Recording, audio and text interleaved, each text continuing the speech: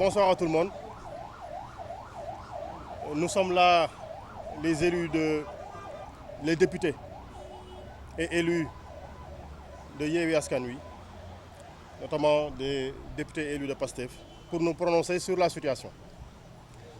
Nous avons constaté ensemble que de manière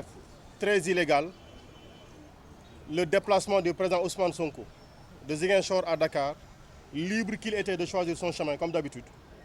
a été interdit et ramené lui, Manu Militari, par un véhicule des forces de défense et de sécurité à Dakar, dans des conditions que nous avons fini de découvrir ensemble.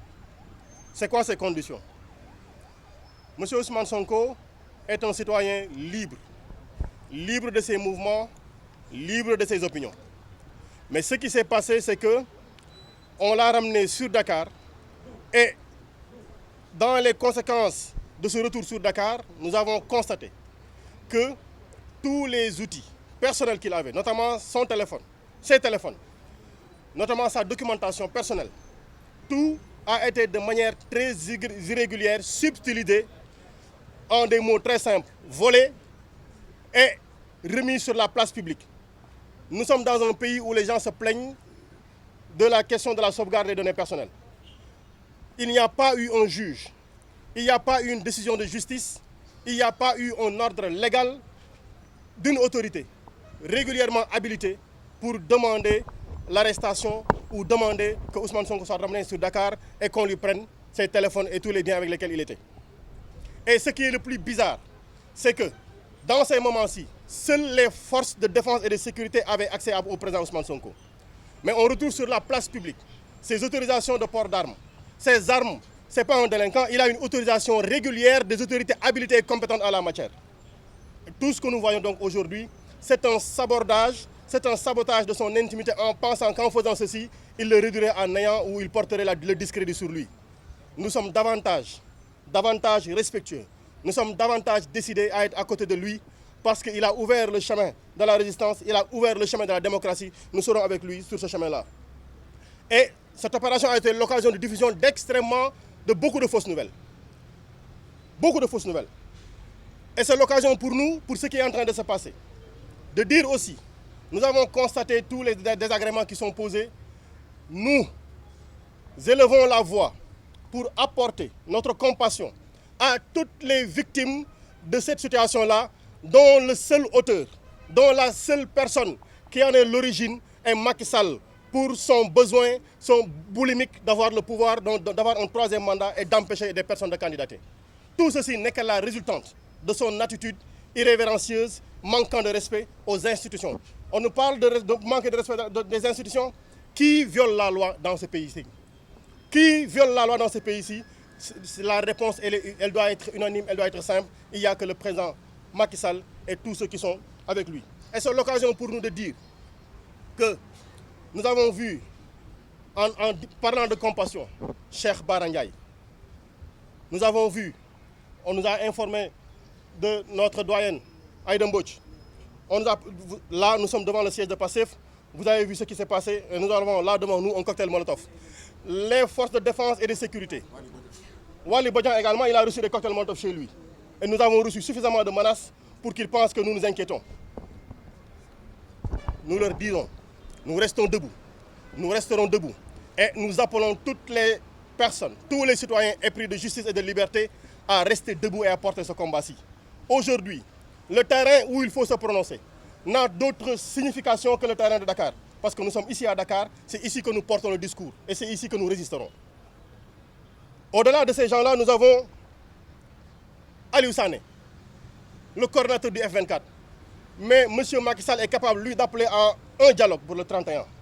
Mais il veut en même temps interdire au coordinateur du F24 de lui organiser un dialogue avec ceux qui le souhaitent. Moi, def li mu bëgg, mais kenn def lu safaanook moom li mu bëgg. Nous ne sommes plus dans une démocratie, nous sommes dans une tyrannie. Et c'est l'occasion pour nous de lui dire, s'il pense que nous avons peur de la prison ou de la mort, il est en train de se tromper. Et s'il pense pouvoir nous mettre tous en prison, qu'il soit prêt. Qu'il soit prêt. Nos contacts, nos téléphones, nos adresses ont été diffusées sur la place publique. Nos contacts, nos téléphones ont été diffusés sur les télés. nous habitons le Sénégal, nous habitons ces cités-ci. Nous nous réveillons dans ces cités, nous ne bougerons d'un seul pas. D'un seul pas, nous ne bougerons. Nous n'irons nous cacher nulle part. Nous continuerons à vaquer à nos occupations, le visage découvert. Et c'est l'occasion pour nous de dire il faudra que la séquestration de Ousmane Sonko s'arrête. Il n'y a pas une autorité, il n'y a pas une base légale qui peut justifier que par le simple fait que Ousmane Sonko soit celui qui dérange Macky Sall, que chaque jour, ce soit une raison pour barricader sa maison, pour interdire ses parents, ses amis, ses frères, ses sœurs, ses patriotes, ses partisans de vouloir lui rendre visite. Et pire encore, les députés que nous sommes, pire encore, ses avocats. Dafa am loo xam ne lii bu jotee dañ koy wax. Il faudra que ça s'arrête. On ne peut pas continuer à vivre dans un pays où un seul homme et ses partisans ont le pouvoir absolu. Ils peuvent faire n'importe quoi, ils peuvent parler de tout le monde, ils peuvent faire dire n'importe quelque chose sur les réseaux sociaux sans conséquence. Mais chaque fois qu'on pense que quelqu'un a dit, chaque fois qu'on pense que Sokhna Saliou a dit, Ngoné Saliou, il faudra qu'on la prenne pour la fatiguer. Mais écoutez, chers amis journalistes, vous êtes bien fatigués. Et vous comprenez maintenant que le travail n'est pas facile. Parce que vous aussi, on vous interdit de faire votre travail. Voici ce que les alertes que Ousmane Sonko lançait pendant longtemps. Il disait, nous ne sommes pas la seule cible. Parce que chaque fois qu'une cible tombe, une autre cible est targetée. Chaque fois qu'une cible tombe, une autre cible est dans la target. Alors donc ça veut dire simplement que nous demandons au-delà de tout ceci, la libération de tous les détenus politiques. Ceux qu'on connaît, ceux qui ont un nom, comme je le dis toujours, Bassirou Diomaye Faye, Fadilou Keïta, Amy Dia, tous, Bilal Diatta, Cheikh Omar Diagne, Ibrahima Gueye Nder, Nit Dof, Abdou Karim Gueye, Khouroum Khakh, et tout cela dont on ne peut pas aujourd'hui prononcer le nom. Nous allons continuer ce combat-ci pour la levée du siège de chez Ousmane Sonko. Mais pour dire également, parce que hier, nous avons entendu des gens prononcer le verdict avant l'heure. Nous avons entendu des politiciens prononcer le verdict avant l'heure. Il faudra qu'on sache, est-ce qu'il appartient à un parti politique de décider à la place du juge? Il faudra qu'on sache, est-ce qu'il appartient à un militant de prononcer le verdict à la place du juge? On verra ce que nous réserve le premier. Parce que comme ils avaient annoncé les résultats électoraux en 2019, ils ont annoncé la décision du tribunal. On verra ce que ça va nous donner. On vous remercie. Et on appelle encore les patriotes, on appelle tous les citoyens à maintenir absolument la résistance. Et ce mot n'est pas de trop. Nous sommes dans une démocratie. Ce mot n'est pas de trop. Résistance et nous vaincrons. Résistance. waaw maa ngi tudd Cheikh Aliou Bey nekk député à l'Assemblée nationale en même temps maire de la commune de Diamaguène Sicap Mbao donc kaddu yi ñu fi ñëw tey pour yëkkati ñun député yi fekk ñu nekk ci yoon ñëpp xam nañ ni tey mënuñu toog parce que dañu nekk en action ñu ñëwoon juste pour jàllale ñaari baat yu am solo yaakaar naa ni benn bu njëkk bi mooy député yi ñi ngi dénoncé li ñuy wax kidnapping li ñuy wax séquestration bi am ci président Ousmane Sonko. parce que man maa ngi woon ci biir caravane bi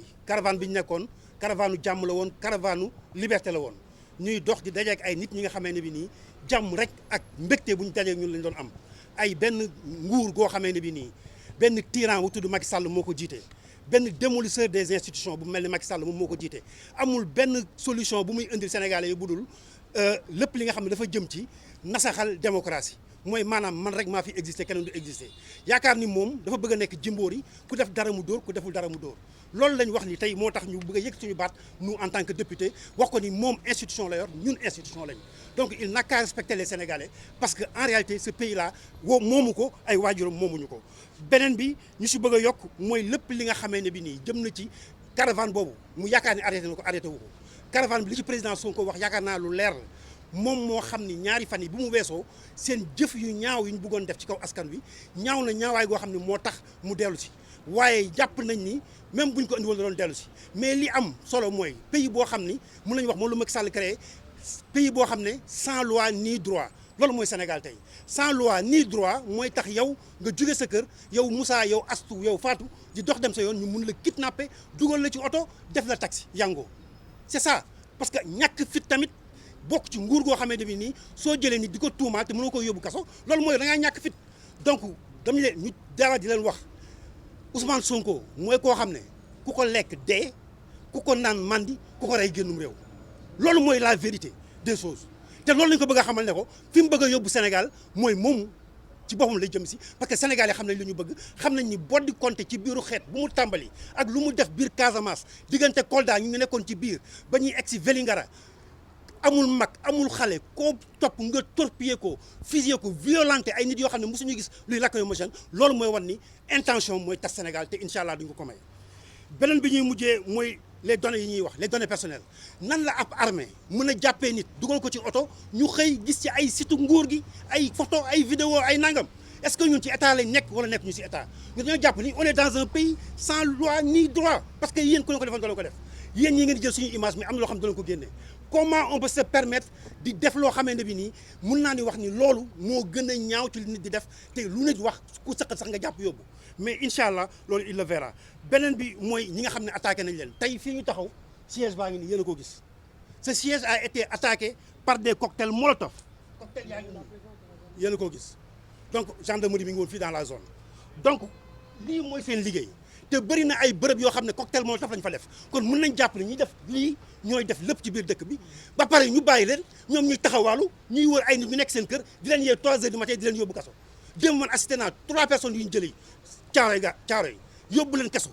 te xam defuñu dara parce que dañ leen signalé ci ki nga xam ne moom mooy tàllu ko cocktail molotov yi ñooy attaqué ñooy jàpp ni ñooy tëj ban réew lañ nekk dañu bëgg sénégalais yi xam ni ñun tooñkat lañu amal affaire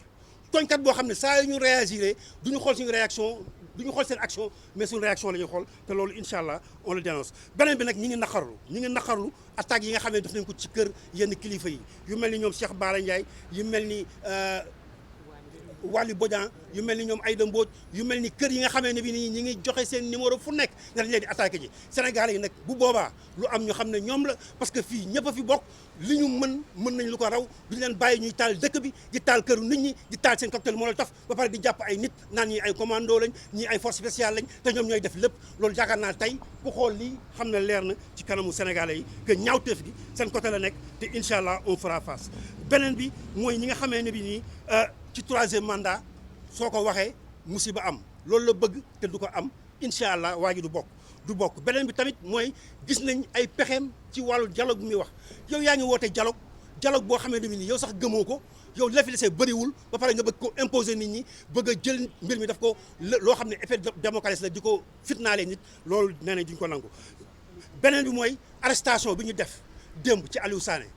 arrestation boo xam ne c'est commandité on était nombreux mbooloo lañu woon nga ñëw taxaw ne Aliou Sané laay laaj maa ngi nii Aliou Sané kaay acca demal bàyyi fa ñëpp ça veut dire que même yow da ngay ciblé ay nit yi nga xamee ne bi nii ay nitu jàmm lañ kenn gisu leen ci xeex kenn gisu leen ci xuloo ay jataay ay waxtaan la ñuy créé ñëpp xam nañ Aliou Sané nu muy représenté ci biir Sénégal ñëpp xam nañ F24 taxawaay bu mu am pour tere ko ñetteelu mandat moo tax mu ne dialogue bu ñuy def contre dialogue bu ñu war a def pour wax ko moom ni mu war a def pour génn ci jàmm nangu koo dégg moo tax mu arrêté Aliou Sané mais ce dialogue là ira lieu te moom dialogue moo lu am bu moytuwul beneen bi mooy lépp li nga xam ne jëm na aussi ci journalistes yi ñëpp ñu ngi tëj muy ci journalistes yi ñëpp gis nañ ay journalistes ay Serigne Saliou Gueye ñoo xam ne defuñu dara dañoo wax seen xalaat rek ñu ne leen da ngeen attaqué avocat da ngeen attaqué nangam da ngeen attaqué nangam moom ñun lañ njëkk attaqué ñun député yi dañuy garder chaque jour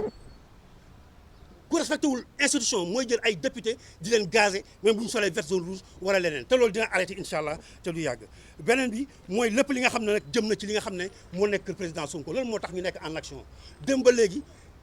fu patriote nekk ci àddina bi yaa ngi yëngu yaa ngi wax président Sonko li muy wax loolu la ñuy jottali nit ñi ñu dégg ko bu baax a baax le mot d'ordre il est clair fépp fu patriote nekk fépp fu sénégalais nekk boo xam ni buggoo bis nga yeew ñu tëj la sa biir kër te defoo dara te kenn attewu la kenn dox la ci son justice wàccal Dakar loolu la président wax dañu koy rappelé waat bu le mot d'ordre c'est que na ñëpp ñëw Dakar on va résister jusqu'au dernière goutte de sang bu war a génnee suñu yaram bi duñu arrière duñu reculer parce que moom moomul dëkk bi leneen lu ñuy mujjee mooy responsable yi tous les responsables yi nga xam ne bokk nañ Pastef tous les responsables yi nga xam ne ñu ngi ci yeewu askan wi ànd ak ñun liggéey bi ñëpp ku suñu partenaire woo nañ la nga ñëw fii Ndakaaru incha allah mbir mi du dakk waxoon nañ ko combat bi président waxoon na ko ne ko combat bi su paree du arrêté lu dul nga génn palais bi incha allah ce combat là ne s'arrêtera pas jusqu'à muy jógee ci palais bi parce que moo ko bëggee noonu la koy amee wasalaam. voilà jërë ngeen jëf mbokki internet yi Sénégal 7 TV Sénégal7.com déjà ñu ngi si buntu siège bu Pastef déjà comme ni ngeen gisee li nga xamante ni moom mooy niñ ko daal di incendier maanaam tàkk-tàkk yi nga xamante ni moom moo nekk si ginnaaw noonu ngeen gis ko donc fi mu ne ni déclaration bi nga xamante ni honorable député yi nekk si coalition Yewwi Askan Wi ñoo ko nam amal fii ci buntu siège bi mu nekk député ñu ci gën a ràññee nag aussi mel ni Birame Souleye Diop donc Guy Marius Sagna aussi ak yeneen député yoo xamante ni ñoom tamit teew nañ fii ngir mën a rek daal di évoquer ak def seen déclaration jëmale ko si situation bi ni mel si réew mi waaye nag si wàllum politique jëmale ko nag si barricade gi nga xamante ni amal nañ ko le président Ousmane Sonko depuis 2 jours fële sa diwaanu cité Kër Góor gi donc loolu mooy li nga xamante ni jamono ji mu nekk déclaration des députés de coalition Yewwi Askan Wi ñu ngi leen di sant bu baax a baax di leen gërëm di leen jox dig daje ak si yeneen programme ci Sénégal 7 TV Sénégal7.com jaa ngeen jëf